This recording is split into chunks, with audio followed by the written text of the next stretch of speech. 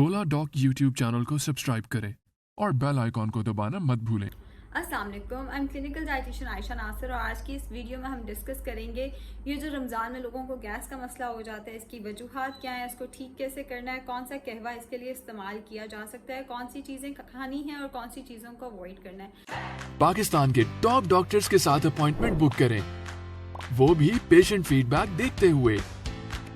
लाखों लोगों की तरह पाकिस्तान के सबसे बड़े डॉक्टर नेटवर्क का फायदा उठाएं और आज ही ओला डॉक ऐप डाउनलोड करें। ओला डॉक, डॉक्टर का अपॉइंटमेंट आसानी से।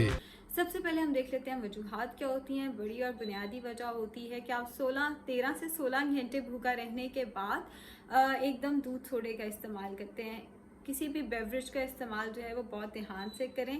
13 से 16 घंटे, कुछ केसेस में 18 घंटे भूखा रहने के बाद जब आप एकदम कार्बोनेटेड ड्रिंक का इस्तेमाल करेंगे तो जाहिर है गैस का मसला जिनको नहीं भी है उनको भी शुरू हो जाएगा। दूसरी बुनियादी और बड़ी वजह आती है फ्राइड फूड का इस्तेमाल। आप पूरा दिन आपने कुछ नहीं खाया हुआ और एकदम आप फ्राइड फूड बहुत ज़्यादा खाना शुरू कर देते हैं, जिसकी वजह से गैस की वजह जो गैस की वजह बनता है और गैस का मसला जो है वो शुरू हो जाता है। जिन लोगों को पहले से गैस का मसला होता है उनका जो मसला है वो ज़्यादा ख़राब हो जाता है। जिन लोगों को नहीं भी होता उनको भी गैस का मसला शुरू हो जाता है। तीसरी बड़ी और बुनियादी वजह ये आती है कि हमारी डाइट बैलेंस्ड ही नहीं होती, यानी कि सलाद का इस्तेमाल, फल का इस्तेमाल आप में से कितने लोग करते हैं। हमारा सारा जोर टूटता है समोसे, पकौड़े, स्प्रिंग रोल्स के ऊपर, जिसकी वजह से कॉन्स्टिपेशन का मसला शुरू होता है और कॉन्स्टिपेशन की वजह से गैस का मसला शुरू होता है। कोशिश करें अपनी डाइट को बैलेंस करें। अगर आपको सलाद नहीं भी पसंद तो आप चना चाट की फॉर्म में, दही भल्लों की फॉर्म में ज़्यादा सारी सब्जियों का इस्तेमाल कर सकते हैं। आप स्लश की फॉर्म में फ्रूट का इस्तेमाल कर सकते हैं। मतलब फ्रूट्स का एंड वेजिटेबल्स का इस्तेमाल ज़रूर रखें ताकि आपकी डाइट बैलेंस रहे। कॉन्स्टिपेशन से बचे रहेंगे, तेज़ाबियत से बचे रहेंगे तो ही गैस का मसले को अवॉइड किया जा सकता है। शायद बच्चों में इतना बड़ा ये मसला नहीं है जितना ख़वातीन में और मर्द हजरात में 40s के बाद ये मसला जो है वो कॉमन है और बहुत ज़्यादा ये देखा जा रहा है। अगली बड़ी वजह बनती है दूध का बहुत ज़्यादा इस्तेमाल। दूध सोडे की फॉर्म में, मिल्क शेक्स की फॉर्म में, सादा दूध की फॉर्म में हम लोग दूध का बहुत ज़्यादा इस्तेमाल करते हैं। दूध गैस की बड़ी वजह बनता है। तो जिन लोगों को मसला है गैस का वो कोशिश करें कि खाली पेट दूध का इस्तेमाल ना करें। अगर कर भी रहे हैं तो उसके अंदर थोड़ी सी इलायची उबालें। 1 गिलास से ज़्यादा दूध का इस्तेमाल ना करें। ज़रूरत से ज़्यादा, जैसे हम पूरा जग एक बंदा पी रहा होता है, उसका इस्तेमाल तो हरगिज़ नहीं करना। जितना हो सके चीनी का इस्तेमाल जो है वो कम से कम करना है। गैस की बड़ी वजह बनती हैं हरे पत्ते वाली सब्जियां जैसे बंद गोभी वगैरह, इनको अवॉइड करना है। चावल दूसरी बड़ी वजह बनते हैं, तो चावलों को जितना हो सके अवॉइड करें। जितने हमारे पास जैसे छिलका है, सेब का छिलका वगैरह हो गया, जितने छिलके वगैरह हैं वो भी कुछ केसेस में गैस की वजह बनते हैं, तो उनको अवॉइड किया जाए। सेब का छिलका उतार के खाया जाए। हाँ, वो फाइबर का बहुत अच्छा सोर्स है। अगर कॉन्स्टिपेशन का मसला है तो उसको ज़रूर शामिल करें। अगर कॉन्स्टिपेशन का मसला नहीं है तो आप उसको या किसी भी फ्रूट या किसी भी सब्जी के छिलके को उतार के आप उसका इस्तेमाल करें।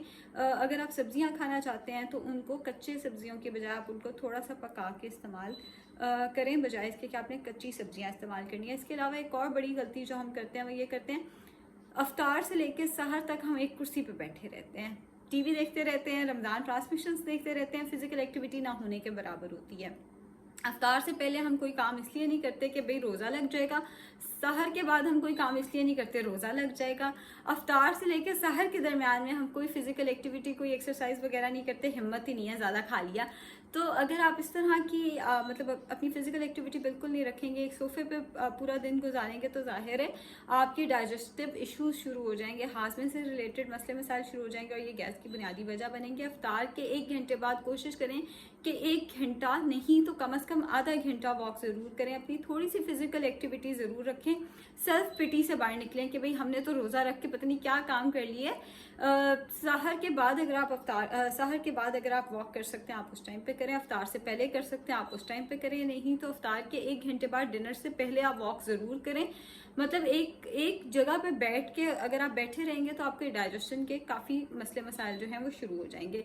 अब 2-3 चीज़ें हैं जो गैस के लिए बहुत अच्छी हैं, जिनका आप घर पे ही जिनको बना सकते हैं और घर पे ही इस्तेमाल कर सकते हैं। सबसे पहली चीज़ आती है पेपरमिंट टी। इंतहाई फ़ायदेमंद है।